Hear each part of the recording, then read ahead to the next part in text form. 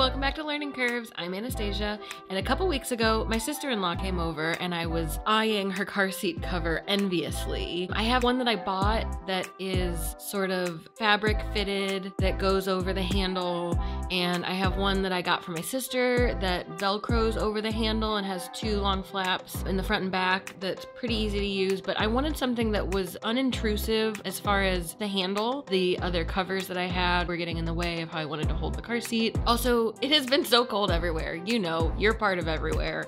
So I wanted something that felt like it was a little warmer for my baby. And you know, I thought, I think I can make this. I think I can make this. So I looked online at some other car seat covers to see how they functioned and decide how I wanted mine to function. So I took myself to Joann's, got some snaps, a big zipper, and the exterior fabric. I had everything else. And I'm gonna show you what I did. Please, if you are going to make this yourself, please watch the entire video. I make a bunch of mistakes in here because I just made it the one time. It was my one and only time making this. And I want you to learn from my mistakes and not watch me make them and not know their mistakes at the time and then make them yourself. Let's get into it. I used some scrap muslin to make the pattern. Anytime I'm feeling spendy in a craft store, I like to pick up some muslin, especially if there's a good sale. For the lining, I used a stretch fleece I had on hand. I had a good amount of this left over from another project. For the exterior fabric, I picked up 2 yards of a baby flannel. To give this project a little more bulk, I used some leftover quilt batting. I used a 36-inch dual separating zipper. I went legit with my snaps and I picked up a 5/8-inch nickel-plated brass snap kit and elastic. I used 3/4-inch non-roll flat elastic because that's what I had on hand.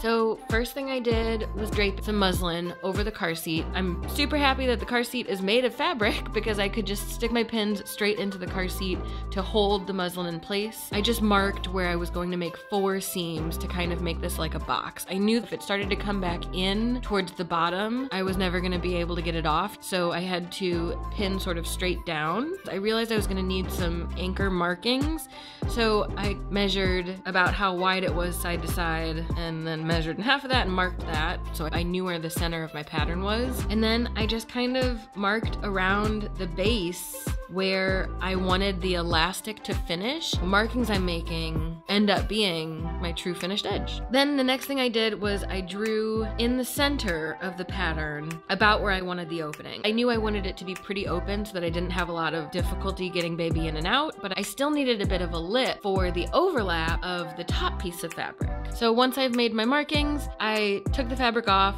then I pressed it, and then I laid it out to see what we had. I took a ruler and I kind of cleaned up the marks. I started with the seams. I connected the pin lines that I had drawn. I just averaged out the positions of all of them and gave myself straight lines there. And I cleaned up my finished edge lines around the outside and made sure that my seam length from top corner to bottom outside edge matched on both sides of the seam so that when I sewed them together, my outside bottom seam line where the elastic would be matched on both sides of my vertical seam. And to make sure my pattern was bilaterally even, I picked the side where my pattern looked cleaner, cut that side out, stopping at the center line I had drawn, folded the pattern in half at that center line, and then used the cut side as a pattern for the other side. I just needed to make sure that I didn't cut in towards the center at the center line, so my pattern stayed nice and round instead of getting heart-shaped.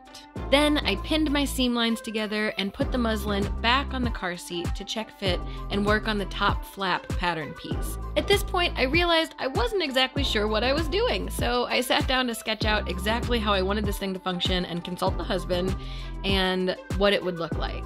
Along with pressing my pattern fabric, this is something I should have done before I started. Once I had a plan, I took another piece of muslin, this time I pressed it first, and put it on top of my fitted main pattern piece and sketched onto it my pattern for the top flap, making sure that it was larger than the opening I had marked for the main pattern piece so that they would overlap. I also made sure to mark a center line on this pattern piece. You'll see that one side of the top of this pattern is cut in while the other is rounded out. At first, I thought I wanted this top flap to come in a bit at the top, sort of like an overalls bib, but I changed my mind, so I just had to flip my pattern piece over every time I transferred this pattern to make sure both top corners matched. I then laid both pattern pieces flat with the flap on top and made sure it covered the opening I had drawn on my large main pattern piece before cutting that center part out. I also made marks for snaps, but I didn't use those, so just ignore them for now. Then I pressed each of my fabrics, my exterior, interior, and batting, and transferred my patterns and cut them out. One thing I wish I would have done was make more anchor marks on my pattern and transfer those to my fabrics, so like marking my center line and maybe a couple more marks on each side, just to make sure I was lining everything up evenly when I was pinning, especially since I was dealing with a stretch fabric. It's really easy for stretch fabrics to, well, stretch. Also, when I was cutting my pattern pieces out, since the edges of this pattern are my seam lines, I made sure to add seam allowance as I was cutting to my interior and exterior fabrics. However, I did not add any seam allowance to my batting. At first, I left seam allowance on the batting for the 4 corner seams, but I changed my mind for how I wanted to assemble that, so I ended up trimming off that allowance. So interior fabric, exterior fabric, yes seam allowance, batting, no seam allowance. Also, I needed to cut the pieces for the side strappy thing, so after taking a couple measurements, I decided that I wanted that finished piece to be about 10 inches long and 1 inch wide. So I cut a piece of my exterior fabric, although it could be super cute to do this with your interior lining fabric. The piece that I cut of my exterior fabric was 10.5 inches long by 4 inches wide. And then I cut a piece of batting that was 10 inches long by just thinner than 1 inch wide. To assemble the strap, I folded the fabric in half long ways and pressed it. Then I opened it up and folded each side lengthwise again towards the middle and pressed that. I fiddled with how I wanted to layer the batting in there, but I ended up deciding to place it on one of the sides under the initial fold and then fold it up again into the middle. Then I opened up one of the small edges and pressed the seam allowance in. I only did this to one side here, but I ended up doing it to both sides. Then I folded it all back up and gave it a good pressing. Finally, I stitched along the open sides, which if you're doing this the right way, would be all 3 open sides. Next, I assembled my top flap. Here is where I make a few mistakes, including the most heartbreaking mistake of the entire project. We'll get to that shortly. So the way I decided to assemble this was by layering my interior and exterior fabrics together with the right sides facing and put one side of the zipper between them, teeth facing in. Then I did some precision pinning, ensuring my pins went in the top seam line and came out the bottom seam line, then back in the bottom seam line and out the top so that my pins ran along my seam line as opposed to perpendicular to it. Even though pinning it this way took forever, I'd probably do it the same way again. The only difference is I would double, triple check my zipper. You see, the mistake that I made was that I sewed the wrong side of the zipper into this piece. So if I would have left it this way, when the cover was on the car seat, the tab part of the zipper would have been inside facing my baby instead of on top so that I can actually, I don't know, open it. Did I realize that here? Nope, sure didn't. I didn't realize it until the worst possible moment. You'll see. So I sewed around the seam line marked by my pins with the wrong sides facing, leaving enough space at the top open, probably 3 to 4 inches for me to turn it right side out.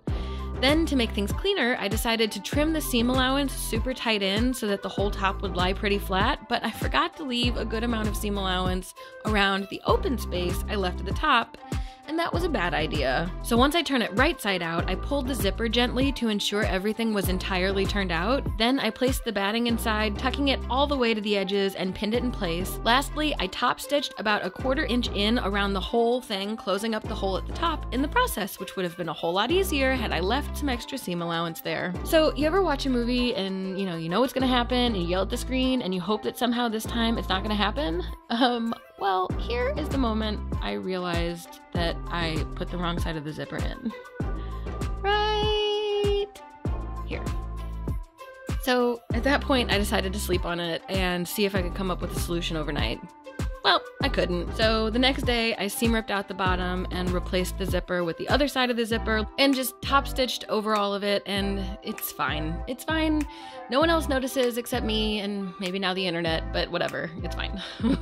So now for the main part of the car seat cover. I sewed together each of the 4 corner seams on both the exterior and the interior fabrics, then placed the interior and exterior pieces right sides together and sewed around the center.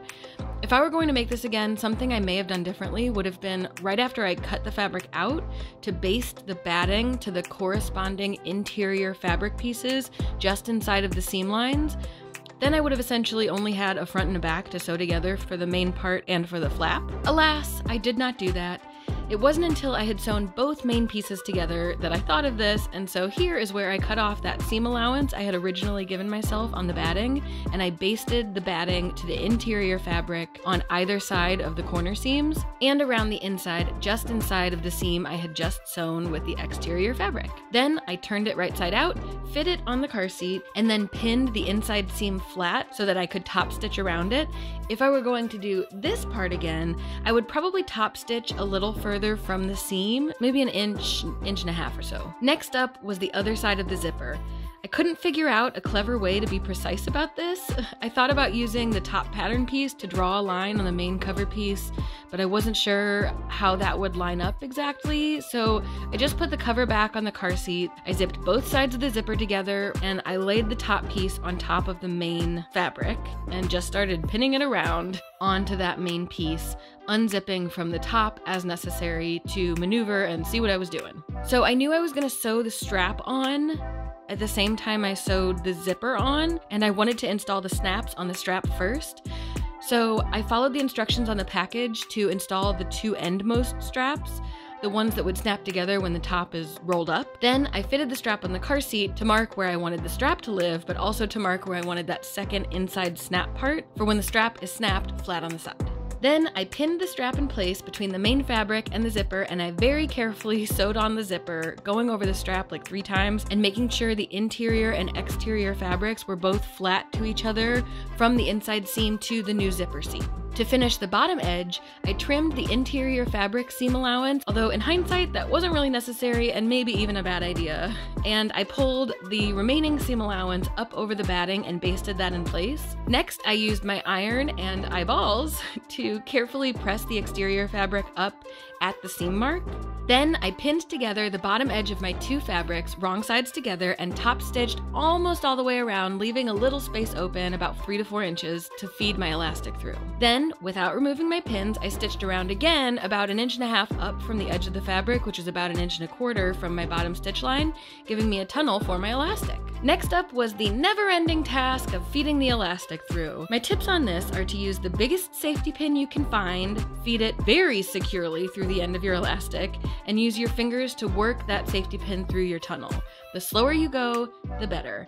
I cannot tell you how devastating it is to get a good way through and have your safety pin rip out of your elastic, or to have your safety pin come undone and then get stuck pinning itself to the inside of your project. A year later, when I finally had the elastic through both sides, I made sure to secure the ends to the opening so that as I'm adjusting, nothing's gonna go flying back inside the tunnel and I'm not gonna lose all that work that I did. I put the car seat cover back on the car seat and I adjusted the elastic until it fit just how I wanted it to around the bottom. I marked that and I sewed both sides of the elastic overlapping on my machine. Then I hand stitch closed the opening and all that was left were the final snaps. I put everything in place back on the car seat and I pinned straight through the fabric in each place where I wanted the snaps to be. And I left the pin in place and used a pencil to mark the spots where the pin was going through on the front and back of each piece of fabric. And then I followed the instructions on the package. Et voila! I am super happy with this final product. The top flap kind of sags in the middle towards the top sometimes, but my sister-in-law says hers does too. And it's not incredibly breathable when closed, but I make sure to only leave it fully closed when we're walking to and from the car, and my baby doesn't seem to mind at all. But I think it's super cute, it's soft, it doesn't get in the way, it's super versatile, and it works great. So that's it! Thank you so much for watching. If you liked this video, please like this video and please consider subscribing. Also, if you make this, please tell me if you have any advice or if you have any questions. Please put those in the comments. Share with me all the things. I'll see you guys next time. Bye!